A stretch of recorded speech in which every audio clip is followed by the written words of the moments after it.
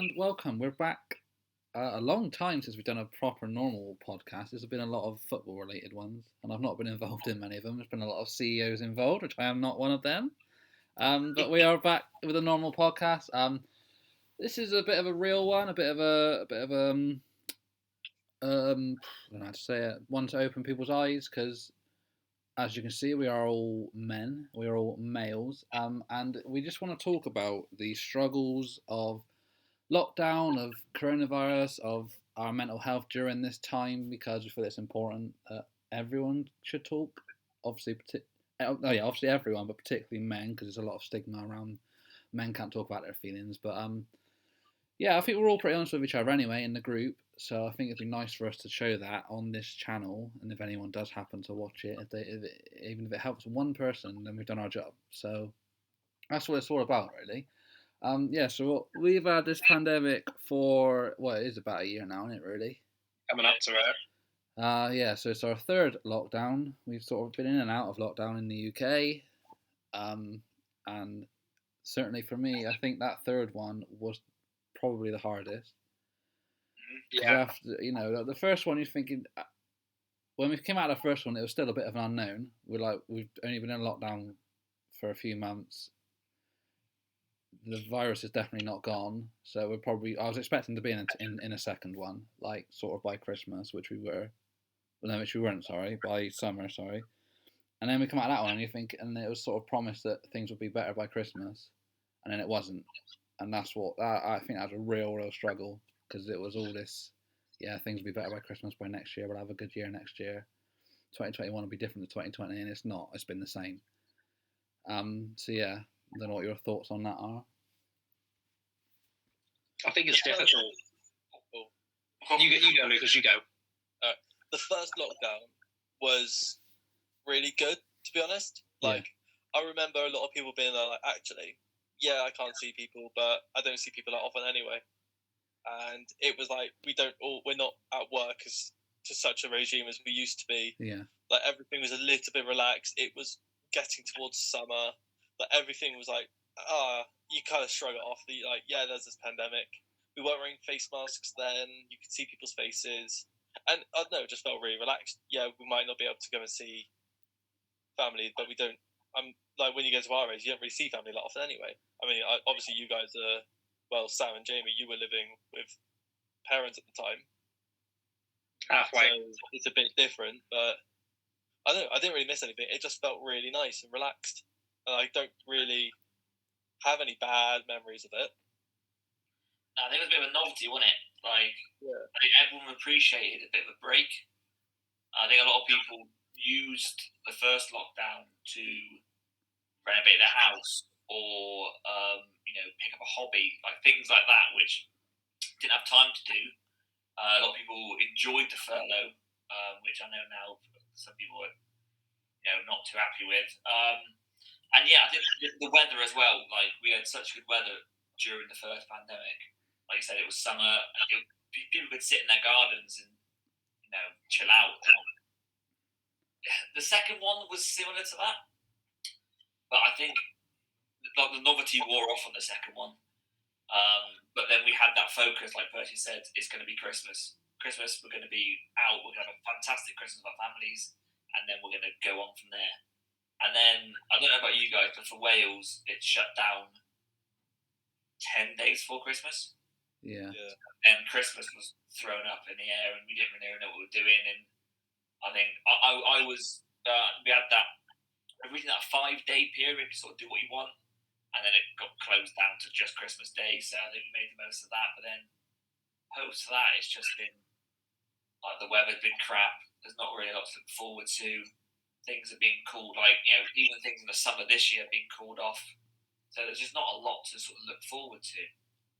And now that Boris has said his roadmap, or whatever it's called, we've heard this before. Yeah. He says June the 21st we'll all be out and having a good time. Like, does anyone really think it's going to happen?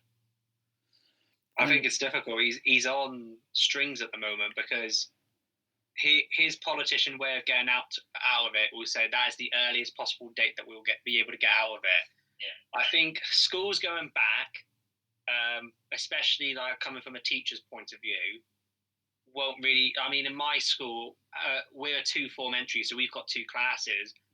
We've had 30 children out of 60 in my year group personally have still been in anyway. So I think you're going to see a little bit of a spike more because of the secondary school, but I think that will sort of even out. But I think it's when we hit if we hit April 12th on the time that we're supposed to be, that's when I think everything's going to get extended back, because that's when people are going to start going to restaurants. That's when people are going to start going to retail stuff. That's when people are going to start to see their friends and might like push the boat out, might stay over and stuff like that. And that's when I think we're going to see a spike. And then everyone's going to get very down straight away with June 21st then being pushed back. And I think is the help out to eat out, isn't it? Yeah. Huge spike, and it was no wonder we're all doing stuff again. Yeah. The difference this year, though, is we have got the vaccine, and they're saying that, yeah, things may get pushed back slightly, one step at a time pushed back, but because of the vaccines, it is supposed to be a bit easier because there is less people, especially vulnerable people, who are going to get affected by the eat out to help out spikes because they're technically immune to it. Or immune to the effect of it, anyway. We've got to remember, though, like, it has the same, I think it's like a 70% effectiveness to, like, stop you from getting COVID, but there's still that 30% of people who are potentially still going to get it. So it's not like all of a sudden now everyone's safe. It's the exact same with the flu. Like, I think the flu roughly kills about 5,000 people a year. So that's what they're sort of aiming towards, is like to get it down to that sort of number. Like we are going to now live in a world where COVID will always be a thing. It's never going to go away. We've just, hopefully, the vaccine will be able to put it down to a rate where we'll be able to carry on with some form of what normal was. Yeah, I think after your first vaccine, you're 70% immune, and then after your second, you're 90 or something like that. But even then, like you said, it's going to be like the flu jab, where every year 50 plus can be offered it, and it's always been knocking about. It's just not going to be. It's going to be more contained than it is now. Yeah. I mean, there was a thing that's just come out today that Cyprus, from May, if you can prove that you've had a COVID vaccine, you can go there on holiday. But when you obviously come back into the country, you still then got to quarantine for 10 days. So then it's already going towards doing the vaccine passport sort of thing. Yeah, I think it was nice when that roadmap came out, and I know obviously fucking social media just went off on one, giving it the old 21st of June, let's have it as a bank holiday. It's like, we still need to be sensible with it. Yes, we can do what we want, hopefully by then, but it just depends how sensible, and as a nation, we are just not very sensible at all. I think, yeah. If the rules were like this in the first... Well, obviously, vaccine aside, if the rules were a bit stricter and a bit clearer in the first lockdown, then I think everyone would have followed and abided by them a bit more to the T, and now people are just fed up wanting to get on with their normal lives, and unfortunately, that's just going to be how it is now. Yeah. And I think we're past the point of, like, I think back then, just traffic on the road, there was a 60% reduction in traffic in March and April last year. And now I think they're saying it's like a 12% reduction from what they'd expect. Like, no one's really following the rules anymore, and it's to be expected. I think that I really enjoyed what the first lockdown was. You could see like places that are normally heavily polluted, like recovering. Like, do you remember when the swans and the fish came back to Venice? Yeah. That was amazing. When the smog cleared in Beijing, like little things like that, like you look back at the first lockdown and go, that was amazing. And now it sort of feels like we're being locked down, but everyone's just still doing what they're doing, and it just feels like there's a battle at the minute between the public and the health system, where we just want to crack on and do what we want. They're advising us not to. There's just this a weird friction, and like it wasn't like that in the first one. Yeah. I think the issue is that the government's tactic, I don't want to say boss because obviously it's a collective, but the government's tactic of let's just let COVID go through them and then we'll get through it, I think is what's kind of led us into this, like, now 3 lockdowns. Like, you obviously, the comparison you throw out there is New Zealand, and obviously they're basically back to a normality now. Like, they've shut their borders down, like they've got concerts and that going on. I think they didn't take it serious enough, although they said they were keeping an eye on it. Like, New Zealand are back to a normality, whereas we still don't even know if we're going to be out by June 21st. Like, we've just got our fingers and toes crossed and hoping. I don't think it was I think with everyone the first time round, no one knew what it was. If Boris had said, right, we're putting all of this in place, this is what we're doing, I think everyone would have listened to it. But now we're in the 3rd lockdown, everyone's going, well, you told us to do this in the 1st lockdown, you told us to do this in the 2nd lockdown, but yet we're still in lockdowns. So what's the point? Which I can understand people's motivation behind it, but at the same time, you still got to kind of listen to it to an extent. Yeah, but I mean, as English people, we don't like being told what to do anyway. So no, we're just very arrogant. It's like the way that Boris and that went about it was very British response. Oh, this is over in China. It never happened to us. And then lo and behold, the fuck, China fine. Yeah, it's amazing. But yeah, so that's our view on the pandemic. We're obviously extremely qualified to talk about it. But yeah, I'll just let's get a bit more into the sort of mental health side of things then. As I said, the 3rd lockdown, this current lockdown has probably been the hardest one, because it just, until the roadmap, it just never felt like it was gonna end. I probably have been seeing my parents, in all fairness. That's probably the only thing I've been keeping doing. But it's just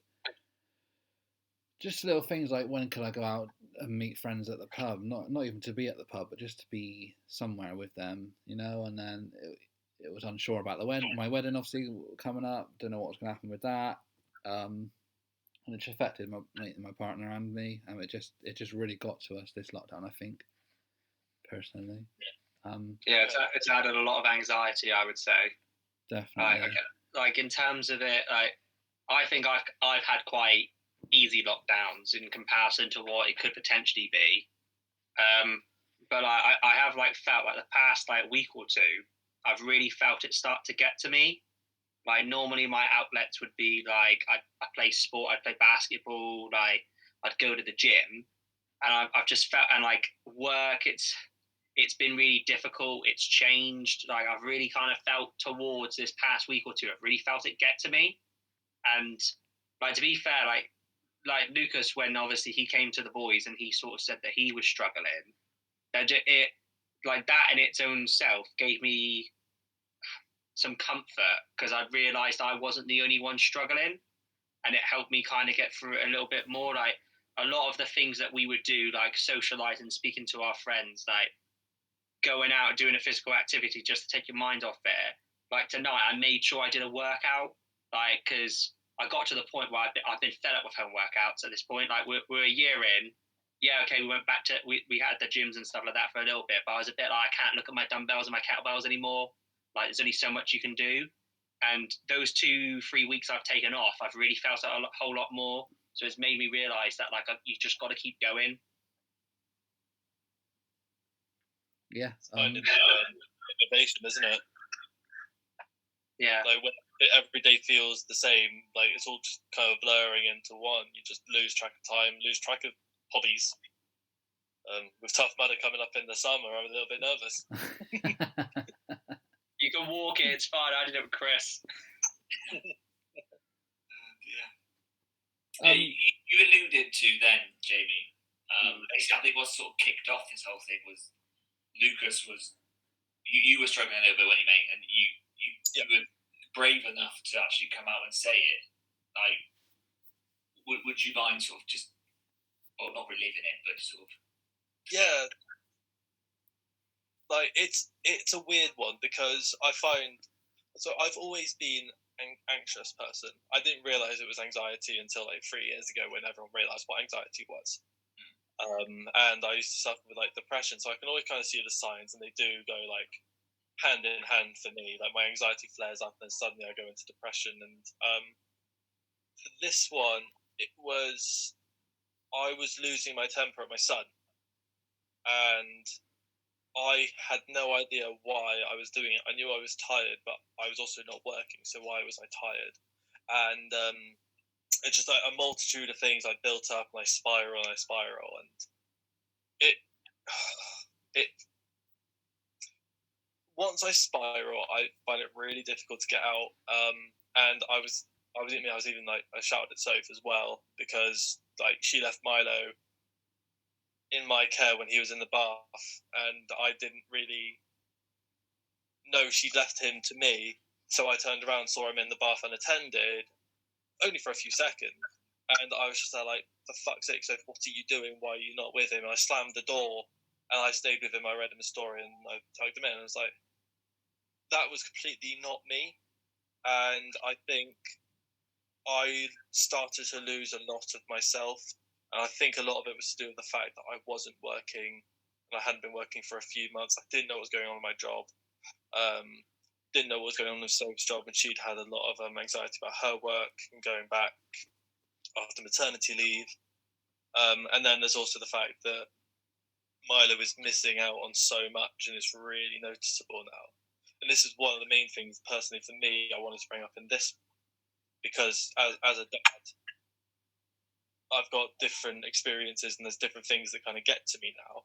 And the main one, really, is the fact that Milo, the last time he went out on a day trip, was the 9th of March last year. He's 17 months nearly, and he's been out on one day trip, and he's missing all of his family. He gets really nervous about, like, he's scared of my brother. He's only seen him like 3 or 4 times, and gets scared of him at the door. He doesn't recognise my mum or my dad, and they're his social, like, childcare bubble. And it's like, he doesn't know people, and he's not getting those experiences of seeing other kids, other babies, other toddlers. So anything he sees outside of the house is just completely new, and he doesn't know it. And that's obviously not what we wanted for him. We wanted to take him to like social clubs and stuff, and Soph's missing it all. And a lot of people say this is something that they won't remember. They won't remember that, not that. But unfortunately, me and Soph do. Yeah. We know that he's missing that, and we're missing it. We're missing seeing him growing up without us.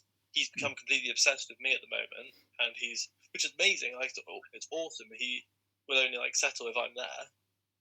But there should be other people who he can do that for, and I think he's getting a lot of strange danger and like social anxiety himself as a 1.5-year-old, because he's missed out on so much, and it does make me worry about like the future, because this is where they develop the most. Yeah, but That's like, a little bit.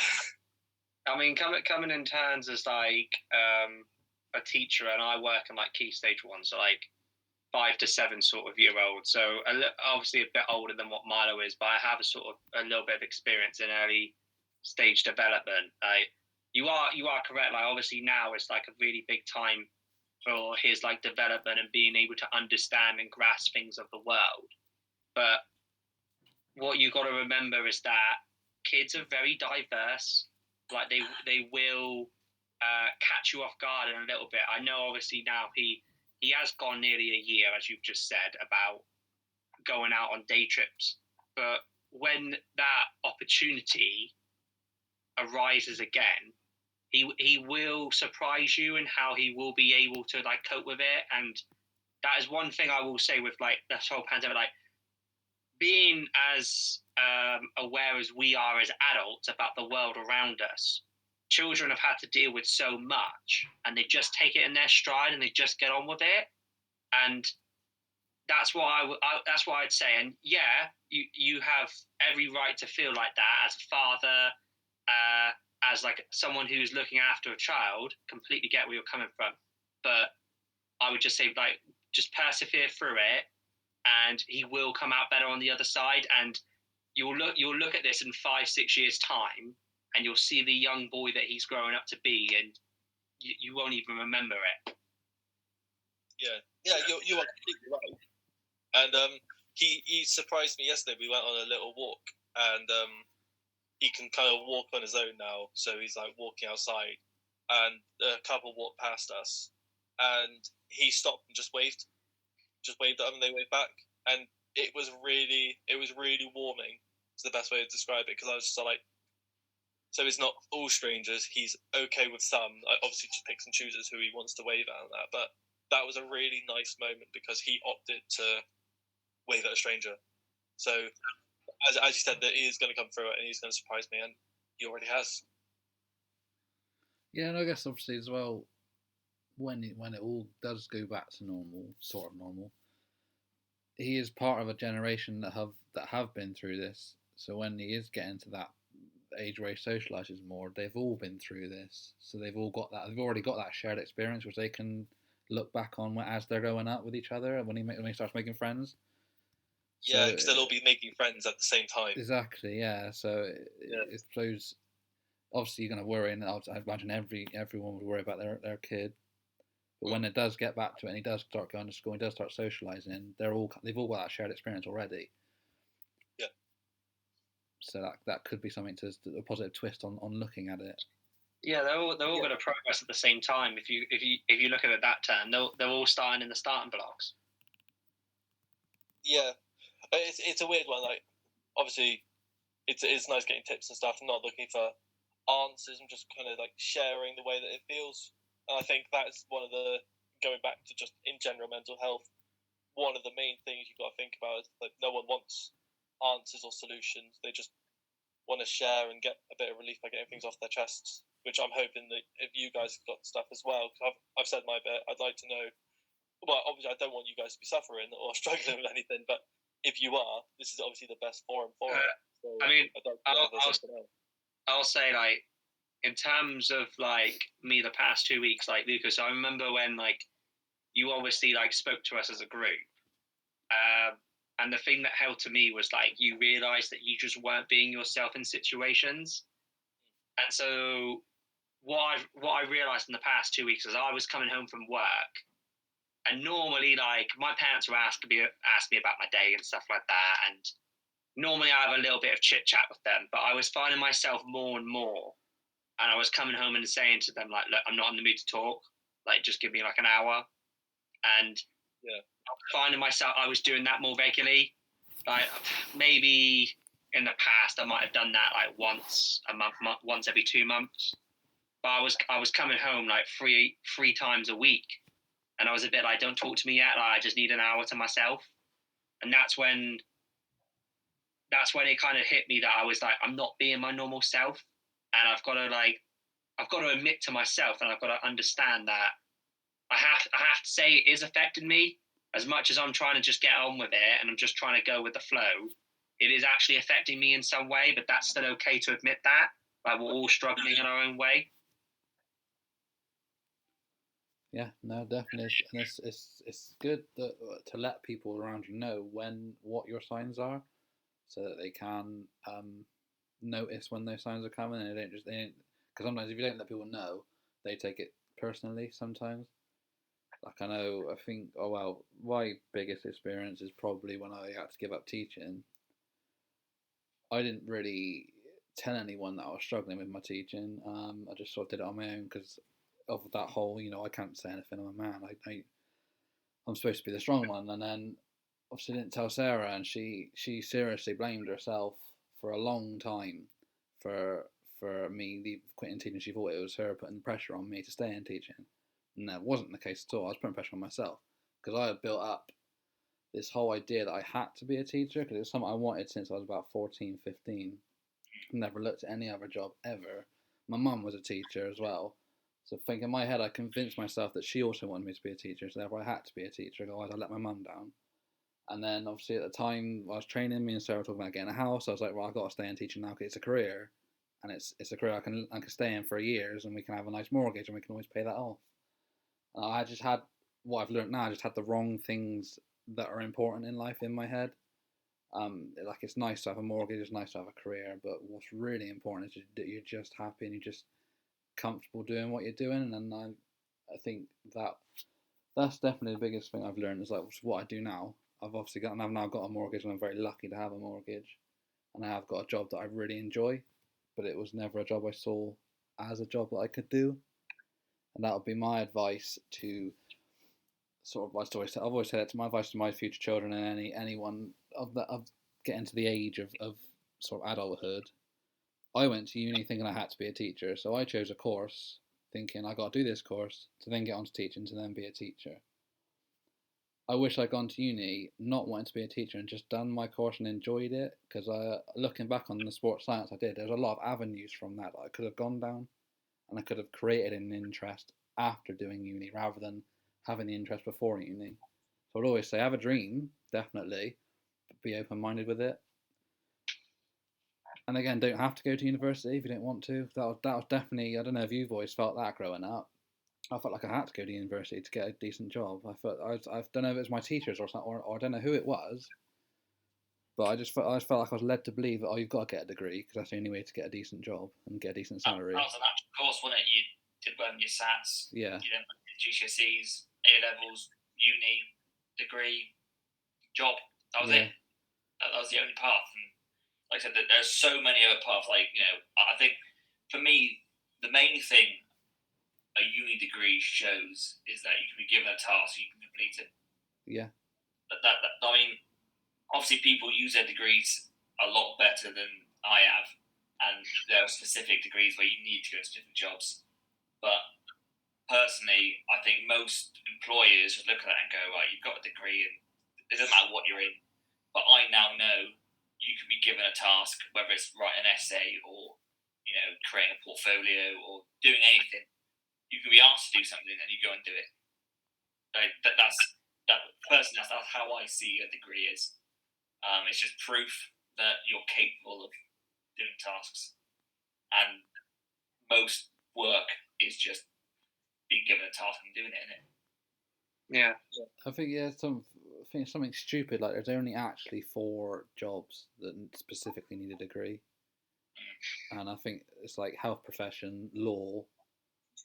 Even I don't know what they are, but definitely health profession. Being a doctor and working in law, you do need a degree for, but they're like extremely specialized, high intense jobs. You can go for anything. You do not need a degree. If you want to do a degree, do one, but do a degree because you want to do that degree. Like I said, I wish I'd done sports science because I wanted to do sports science and I wanted to take interest in that, not because I thought I had to do that to be a teacher. Like, don't see it as a stepping stone to something else. See it as an opportunity to see what's out there. Yeah, like there's one thing that I've always thought about. It's like none of us 4 are using our degrees in our current jobs. No. But it's not necessarily a bad thing. But like whenever I'm looking at like job specs and stuff like that, for like an interview or whatever, I always look at it like, oh, does this one want someone who's got a degree? I'm like, well, I've got a degree, so I can still go for that. And it's like I'm using my degree even if the job's completely different because they want to know that you've at some point invested your time and effort into getting a degree. Like you don't need a specific subject. They just want to know that you've got the concentration and are willing to put the work in. So yeah, you're saying it's important to you to have got that degree so you can go into teaching. You still got a degree. Yeah. You've got a job that probably didn't need a degree at all. But in the future, you've still got a degree under your belt. In like 10 years' time, you might find a job and they're like, oh, but do you have a degree? Yeah, I do actually. I did this one completely irrelevant, but I've done the work. Yeah. So I'm proven that I can do it. I mean, for me, I didn't enjoy my course. Like midway through my second year, I didn't enjoy it. I sort of went from GCSEs just to A levels, just to uni, because that was just like the easy route. My dad did go to me at 16. He was like, "Why? Do you want an apprenticeship? Do you want to come work in the dockyard?" And I was a bit like, "No, I want to stay with my friends in A level." And that's just what happened. So I think I coasted. And one thing that especially like going to uni with you boys, like now kind of like after uni, like what most likely the one regret I had is I felt like I should have pushed myself more and not just taking like the easy route. Like I went to uni going, I just want to do sport. I'm good at sport. That's what I want to do. And like my degree has got me to teaching, and it's something I really, really enjoy. I wouldn't have been able to go and volunteer in my school if I didn't have a degree, because I know loads of other people asked to volunteer.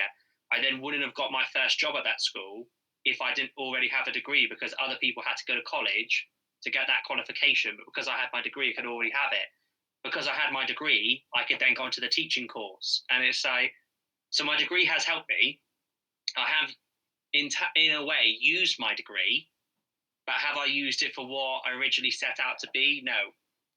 But it's got me to where I am today, and I think that's the main thing. And I've happened to fall upon a career I love, and I think I just got lucky with it, to be honest. Lucky to fall into the career that you love it. Lucky to fall into the career and find out I love it. Yeah, I think I'm similar to that. That's exactly how it needs to be. I suppose it's the same for you, isn't it, Percy? Yeah, definitely. I absolutely love what I do at the moment. And obviously, I've still taken that sort of. Obviously, now I'm a team leader, so I lead the team as well. So that sort of shows I'm still progressing in a career. I'm not just doing a dead end job, because sometimes some people get stuck in because it pays the bills or it gives them enough money. They just think, well, I'll just stick to where I am now. It's paying the bills, but that doesn't make them happy. That's like something I definitely sort of the way I define happiness has changed. I think there are things that give you satisfaction, having lots of money, buying a really expensive car. Yes, it satisfies me, but does it really make you happy? Because not all the time it does. Like that car, it's like someone, I can't remember who said it, but someone's talked about rich people, and it's like they buy the most expensive car they can buy. They enjoy that car for about 2 weeks until the new expensive car comes out and someone else has bought it, and then they're really pissed off because they now haven't got the most expensive car that someone else has. So that's them constantly chasing satisfaction rather than chasing actual happiness. They just want to have the most expensive car. And a new one comes out, they haven't got it, so therefore they've lost. That's all they see life as, a competition. And that's really happy. Insightful. But I haven't honestly thought about that, and now I'm just reflecting about how many things have I done to satisfy myself, and how many things that is actually a purpose of happiness. Yeah, it's an interesting way to look at it. There are obviously loads of things in life that give you satisfaction, but what actually truly makes you happy? Like, I don't know. I guess for Lucas, seeing your son wave at a random person in the street, that's true happiness. That's true happiness there, sort of thing. Compared with I don't know. Oh, I don't so really going know. off of that, like, if I got a pay rise at the start of last year, and that was really good. But the only reason it was good is because it put me a little bit closer to my goal of being able to buy a house and get a mortgage. And all I want, I don't care about money, as long as I've got enough money to do bits, like save up for a holiday or whatever. I don't mind. I'm not a monetary person. Seeing Milo wave at that stranger and seeing the way that Milo develops, that is where happiness is. And as long as I can afford a place where he can grow up happy, safe, and enjoy himself, and me and Soph can be happy there too, that is all I need. That's like the bare minimum. So I don't need money. I just need to be able to have a big enough house for us to be happy in. And then I can just stop. I can stop and I can coast at that point. I just need to get there. Yeah, definitely. Sam, have you sort of had any dealings with mental health? When your lowest points? What's been your struggles? Yeah, I think I've always, I don't know, I guess I try and hide it as much as I can, but I do struggle confidence-wise. I always talk, but when it comes to actually doing it, I just doubt myself. And I've got the mentality where, if you give me, I don't know, a month, 2 months to do something, I'll be good at it. I know that, but I don't believe people give you the chance to do it. It's like right now, I hope my employers aren't watching this. I want to leave the job. It's not giving me any satisfaction. The money's not good enough. I'm in a rut. But I'm looking at jobs and going, give me 3 months, I'll be good at that. But I'm not confident that I'll go into that interview and they'll go, yeah, I'll put a chance. I'll give you a chance. So I need to battle through that. And I've spoken to, well, after Lucas's sort of video, I came out and spoke about my Pringle can moment. Like I said, that's the only way I can describe it. Where like I don't know, I have these sort of, it's probably an hour, 2 hours at most, where I just go in on myself and I just see the world as in I'm the bottom of the Pringle can and I'm watching the world go past me. And I just feel so disconnected to it, and like every single emotion in my body just rushes, and I'm a completely different person. I just shut down. And that maybe happened. I think the first sort of time I can really remember it happening was second year of uni. I don't know what brought it on, but yeah, I think it happened once or twice in uni. It happened for like 10 minutes at a time. I was on my own, and no one really noticed. And then the first time really anyone's been close to me consistently for most of the time has been since I've been with Mom. Like she's my first real sort of like relationship. So she's been the first person that has actually like witnessed these Pringle can moments. Lucas loves that little analogy. And I'd say definitely during this lockdown they've got more and more frequent. I'd say now they're probably maybe every 2 weeks, probably. But like start of last year, I was having them. If Mole was around, I was just like ignoring it, pretending nothing was wrong. She clearly sees something was wrong.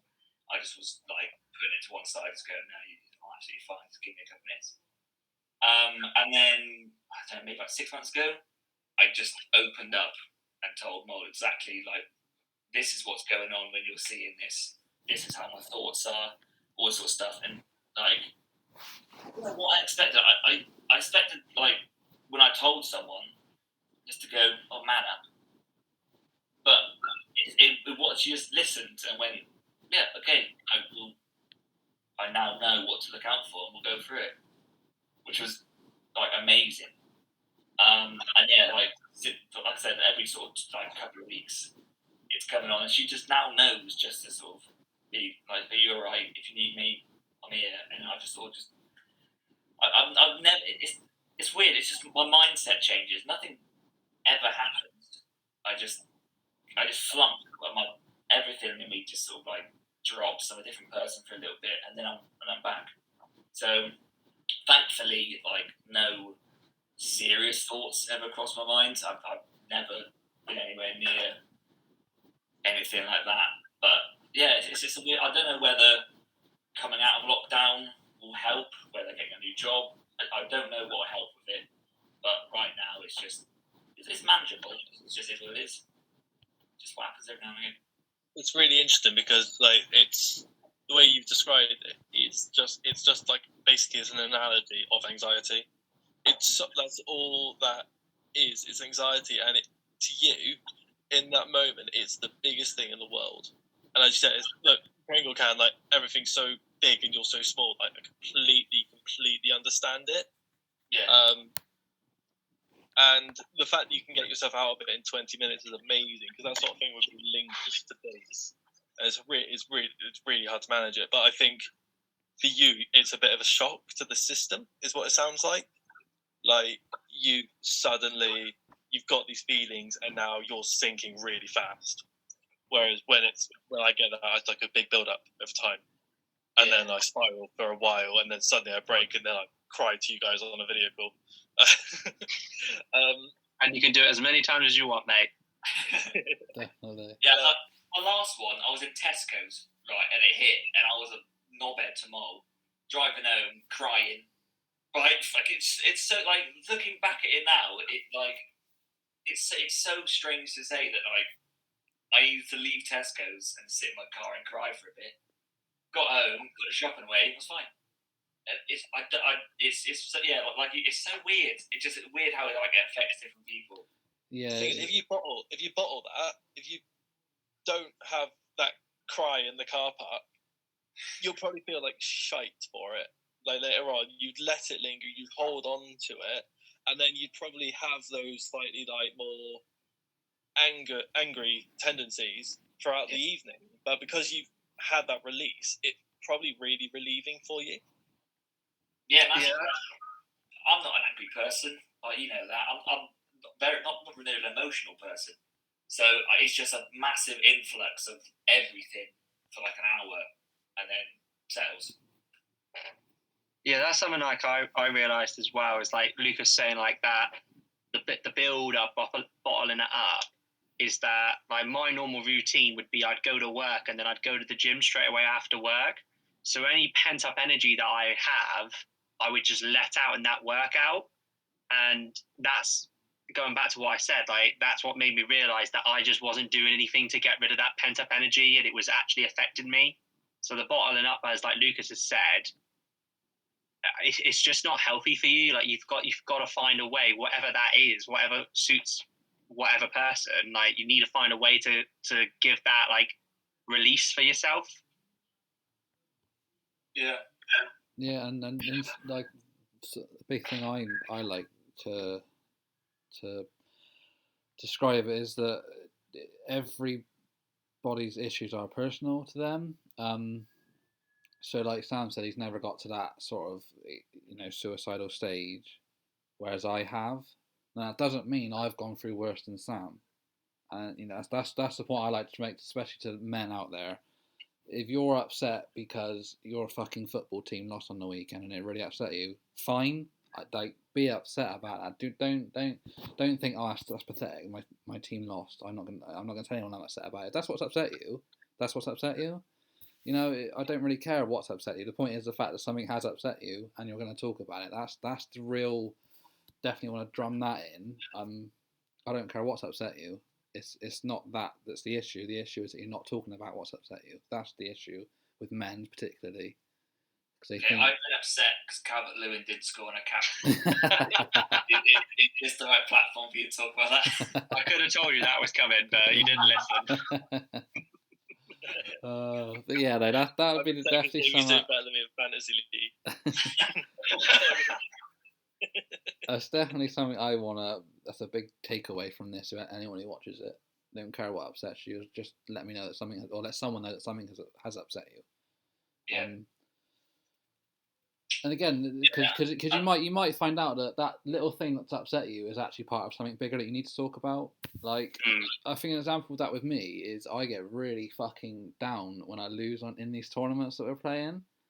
Where that stems from is because I have this underlying feeling that I'm fucking shit at everything I do. So when I then lose on FIFA, I'm like, well, I'm shit at FIFA, therefore I'm shit at my job, I'm shit at rugby, I'm shit at being a boyfriend, I'm shit at everything else.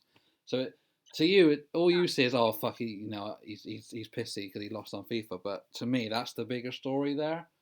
That I just feel like I'm shit at everything just because I lost on FIFA. That's how small it can be. Because and like find justification for their biggest fears. So like even like relationships, like your partner could do something which annoys you, and you in your head you're thinking she's done that on purpose to spite me because I've done this, I'm not worthy, blah, blah, blah, and it just spirals. When in fact it's completely innocent. She didn't mean to do it. It's just something that for some reason I don't know why humans do it, but we all have our fears, we all have our biggest sort of like worries in life, and we try and find things to justify why we're thinking that. Yeah. Going back to what Percy said, the way you described how you feel after the tournament losses and such, that's really quite close to what I was getting at in my video. Yeah. Just like, I've lost at a game that I tried really hard at, and you'll see me. I do like the skill games on FIFA now, and it's probably more sort of Rocket League, the training, and I try really hard to get good because I'm there like, right, what I need to do to stop feeling crap about losing is to get better so that I don't. So then when you do all of this additional training, you do all this additional practicing, and obviously this goes out of video games, this goes into the real world and sport and everything. You try really hard to improve, and when you then have a tournament game and you still suck, it's really hard to get out of a slump there, because you're there like, right, I've done better, I've done my research, I've practiced, I've got more skills now, and then you still get shit on. It's pretty what's the word I'm thinking of? Sure. Demoralising. That's the one, demoralising. No, yeah. And like these tournaments are there for us to get out of a slump and like just to chill and relax, and and now we make it. It's not even that they're competitive. It's just we want, like, we're competitive with ourselves, especially me and you, Percy. Yeah. Like we want to better ourselves. So I'm fortunate in the fact that I dicked you 5-2 the other day. So obviously I'm better than you at FIFA now, and you've got Exactly that, mate. just throwing that one in there. Off the same logic, Lucas, you're now better than me.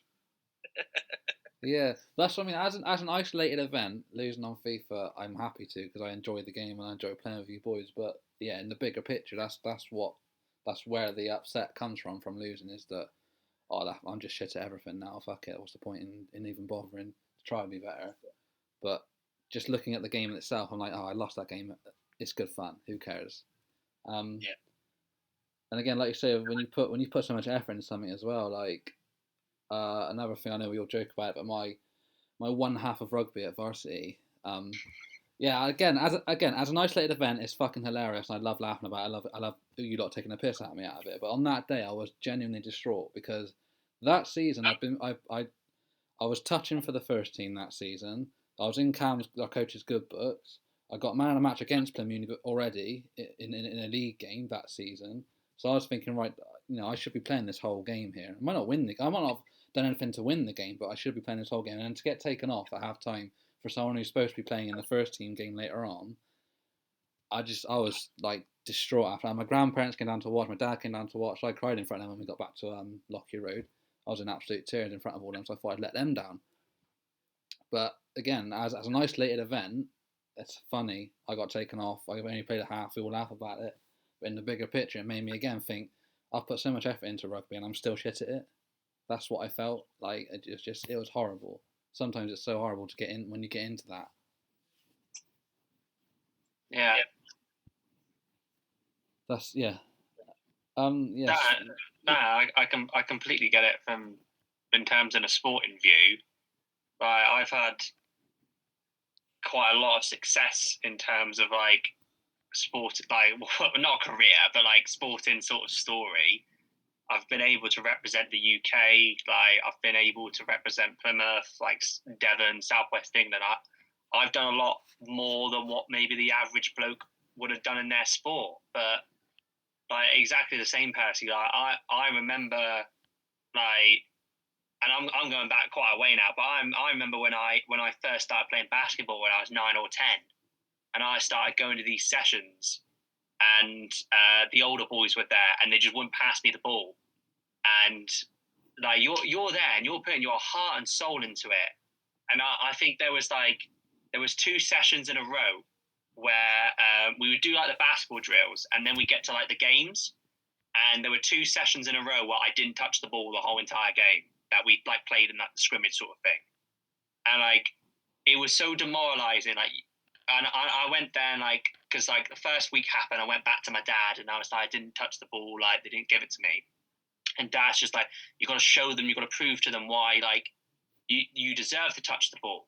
And I remember that week I tried. I was out in the back garden in my basketball hoop, and I was really practicing, and that was the thing I was working towards. And then it just happened again. And then I was just like, you've put all that effort into it, and then you didn't get a return, which is like kind of Lucas is saying, it's so demoralizing. And then like that's what just gets to you. And I know I have to go back a far way in terms of like sport for me, but I completely get where you're coming from, Percy. Like if you put so much effort into something, to not get a return, it is demoralizing. Yeah, especially that pitch, who probably didn't deserve to be on that pitch for the effort that was put in. It knocked me as well. Watching you go off, like it was so unjust. Like Yeah. I probably played, I think that's my 3rd or 4th game that season, and I managed to get a full 80 in the biggest game of the season. Yeah. I didn't deserve it. And like you said, you were in the first team to start the season, and then through no fault of your own, you ended up in the varsity situation that you're in, and it was just it never sat right with me, which is why I never really took the piss out of it for a long time because it just didn't sit right. Yeah. Like it's like it wasn't even the fact that we lost that, like, because obviously my grandparents and parents, my dad saw me crying after, and they were like, "Oh, don't worry about it. You'll win next year." And I was trying to explain to them, "No, it's not the fact that we lost. I didn't care that we lost. We were probably going to lose anyway because Plymouth, they are better. They will always be better. They've got a bigger pool to choose from, so they're bound to be better."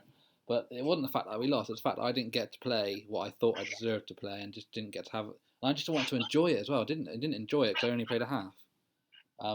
Usually, if I'm playing rugby and I don't have a great first half, I take comfort in the fact that I've got another half to play now, so I'm just going to enjoy this. I'm not going to worry about how I'm playing.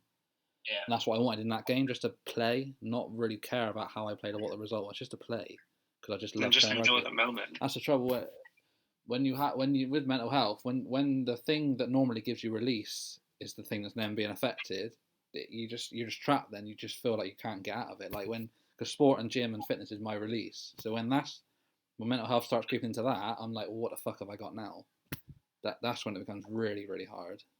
Yeah, I think we're also lucky the fact that the week after we played the 1-2-2s. Yeah, and that was a good fun game. Had a good fun 80 minutes. And yeah. It was a nothing game, but I mean, for me and you, it was our last game from Arjon. Yeah. The only game really, other than varsity, that we started together. Yeah. So I always look more fondly back on that game than the varsity game. Yeah, I do too, definitely. Yeah. So I guess looking at time, obviously I'm not putting a time on any of this, but we could talk for hours and hours. But we try and get a bit of a positive end to it. We talk about sort of coping techniques and advice. Just how I've learned a lot over my experiences of how I cope and how I react to negative thoughts. I don't know if anyone wants to go. Talk. So in my opener is just to identify what's actually going on. So we've all said that at those moments when we realise that we're acting like we're not ourselves, that's the moment when you need to identify and try to establish why you're not feeling like yourself. And if you can't establish it, have the conversation with someone, girlfriend, wife, partner, friend, parent, whatever. Talk to them and just say, I don't feel myself right now. I don't know what's going on in my life. I don't know why I feel this way, but I do feel this way. And you'll probably come to the resolution yourself. But having a conversation with someone will help. Definitely. I think that's the big first step, is just literally talk it. A problem shared is a problem half. Like, Lucas taking that step to the group made me really self-assess my situation and made me think it's okay to say you're struggling. Like, you're not supposed to be this perfect human being. Like, we're all going through our own journeys. It's okay to say you're struggling at points. Yep, definitely talk. So things that I do, I try and put the isolated issue into context to start with. So like for example, with the FIFA loss, I look and go, that was just a loss on FIFA, nothing else. That obviously doesn't always work, and I'm saying it always works, but that's what I try and do initially, is go, right, I just lost on FIFA, that's what happened. You don't then need to think you're shit at everything, because you're not. You just lost on FIFA. Like, and I know, because I know that I'm one of the bottom two players in our group of FIFA, so that's why I try and rationalise in my head, look, you are the bottom two, you weren't expected to win, you had fun, you didn't win, on to the next game. Don't let it become a big, I'm shit, and suddenly I'm shit at everything, because it's not that. And it's definitely, that's not true. That's you creating that in your head. Yeah, I completely agree with that. Like, well, a recent example, the England-Wales game, I got very involved in that and very sort of upset by it. And I sort of went to sleep on it and was still upset the next morning. So called me dad. He was obviously equally upset. But then we just started talking about other stuff. And my brother is having his second child on Monday, which is really exciting. So, and he's already got a son, Angus, bless him. He was around my dad's, and my dad was on FaceTime to my sister, who also has a child. who, because of COVID, he's not met him. So my dad was talking to my sister's son, and my sister was going, Freddie, look at Granddad. Angus went, hold on, you're my granddad. Like, don't call him Granddad. You can't say that. Got really frustrated and angry because he thought, I'm the only person with you're my granddad. And then that just made me think, yeah, all right, England or whatever. But there's a little lad, he's he thinks that he's like his little world just revolves around him and his little granddad, and I was thinking, little like the England result didn't affect me personally, didn't change my life, nothing happened, but that little lad will. Yeah. So like looking at things like that and actually like seeing the bigger picture and not going fantasy league. It's someone else kicking a ball. I can't affect that. Like, why am I upset by that? And you need to break things down and go, right, okay, is that really important? If it's not, then let's try and not focus on it. Yeah, definitely. I think the last thing I wanted to say was keep things in perspective. So there is, I think it's called Murphy's Law. It's the law of average. So when you're really, really, really down, it has to get better. All right. And in that moment, yes, of course, I'm not saying don't feel down. Of course not. But in your head, keep in the back of your head, you have an average of where your mood will be throughout your life. Like say as a graph, it'll go like that, but the average will remain the same. So when it's really down low, it has to get better. But then equally, when it's really high, understand that it is going to get a bit worse eventually. It'll always be in that middle. So it's about keeping it in perspective. Like when something's gone really well, like you've got a big promotion in your job, eventually you're going to probably be fed up with that promotion because your jobs are always going to be stressful. You know it's going to be stressful at some point. So in that moment, enjoy that you got promoted, but understand that at some point you're going to feel a bit shit in your job because it's going to get stressful. And equally, when it feels stressful, you might have another promotion, so it's going to go back up again. So it's always going to go up and down, and it'll always remain constant. And if you keep that in perspective, you can increase that average and that mean over time, so that the mean is always higher, and you're always happier in your average rather than 50-50 sort of thing. Yeah, I always try and remember, or try to at least remember the positives. Like another analogy, when you've got a blocked nose and you can't breathe properly, and you think back, I remember I could breathe. How amazing was that? Like it's so shit because you can't breathe, but you could breathe at one point. So like the person said, when you're at the lowest and I'm in my Pringle can, one way of getting out, I just think, right, that was sick. Like, I remember doing that. I was involved in that. Like that was amazing, and that helps me to come out of it. Yeah. Yeah. Anyone else before we wrap up? Anything else? Just the final thing for me is, along with the whole law of average, things will get better, things will get worse, is to think of the next thing that you are actually looking forward to. Because there is always something, whether it's a birthday or seeing a friend, and I know it's difficult during lockdown, but you can shrink it down. Like quite often, I could have a crap day at work and then be like, oh, it's all right, we've got a tournament or we've got clubs later on, so I can let my hair down, have a drink, and just chat with the boys. Even if we play in silence, you just know that there's a group of lads with you playing a game, and that is something small, but you can look forward to it. And a little thing like that could be the make or break of your day. Yeah, definitely. That's how I use my annual leave at work. Because I haven't got children, so I'm not based around half terms at the moment. Obviously, that will change. But for now, I usually I have about 6 weeks to take. So I usually put a week or 2 weeks every 2 or 3 months. And then when it's coming up to a week or 2 weeks before that annual leave, that's when I pack in my additional hours and my overtime. Because I know I've got a week coming up. So I'm like, fuck it, let's work hard now, get all this money, and then I got a week off to just enjoy what I've just done and just look back and you've worked hard for that last 6 weeks. Have a week off, mate. Just watch what you want, do what you want. So that's how I sort of always have something to look forward to as well.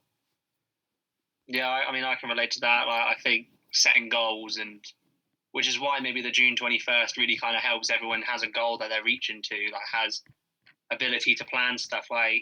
me and Emily are hopefully, we are going to move into the bungalow on the back of my parents' house, and like I spent like the past month now, like I'm in there, I'm like doing it up, I'm painting it, and like doing everything that I possibly can because I'm working towards something that I know is going to make me happy. I think just setting yourself a goal to get through it would really help. It don't have to be a massive goal like getting a house. It can literally be No. read a book within a month. Like Lucas said, it's like knowing that you're going to play with the boys later. Yeah, yeah. So thanks for that, boys. Thanks for being very honest and open. Like I said, we could definitely do loads of. Could do another 2 hours if we wanted. I could talk for ages on my experiences, but yeah, I mean, main thing is talk. Just talk to.